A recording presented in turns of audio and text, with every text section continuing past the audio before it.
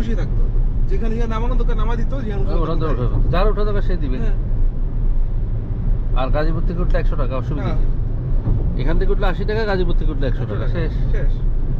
মানুষজন আরামে আরামে থাকে।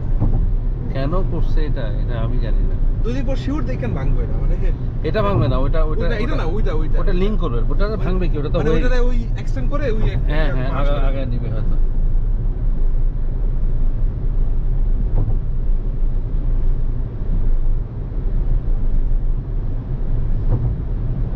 এখনো পারে মাঝখানের রাস্তাটা, শুধু এক্সপ্রেসের রাস্তা যদি করে দেয় তাহলে এখনো পারে, যে কোনো বাস টাস বিআরটি লাগবে না ভাই, এক্সপ্রেস করো, মানে ওই রাস্তাটা এক্সপ্রেস রাস্তা, ওই রাস্তাটা সোজা গাড়ি যাবে।